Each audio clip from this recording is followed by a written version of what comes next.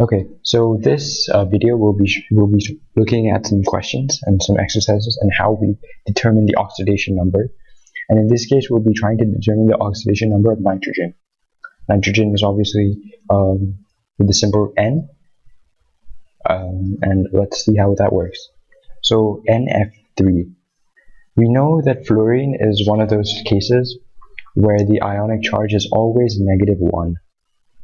So, and since we know that the overall charge is 0, that means the sum of the elements' charges, individual charges, would add up to 0. So with fluorine being -1, that times 3, we'll get -3. Therefore, nitrogen has to be +3. Okay, NO.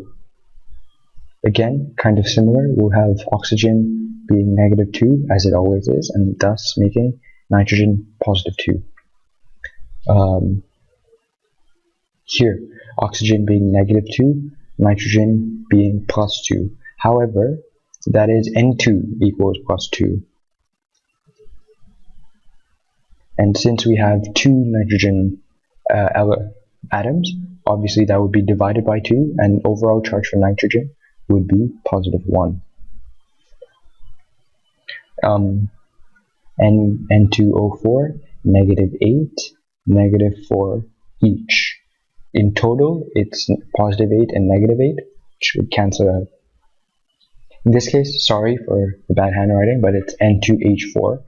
Hydrogen has a charge of +1, so therefore it would be +4, and this would be -4. Divided by 2, meaning -2, an overall charge of -2. So we see here, this is the first time that nitrogen has been a negative oxidized number. Finally, we have NO2 negative.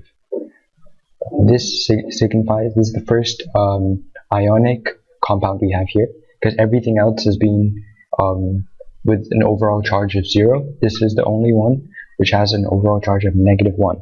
Therefore, the overall oxidation number sum would be indeed -1. So we have here 2 oxygen atoms, which means +4. And whilst we might have previously done +4 for the nitrogen here, that isn't correct, because then we would have an overall charge of 0, but we have an overall charge of -1. Therefore, the overall charge for nitrogen is +3.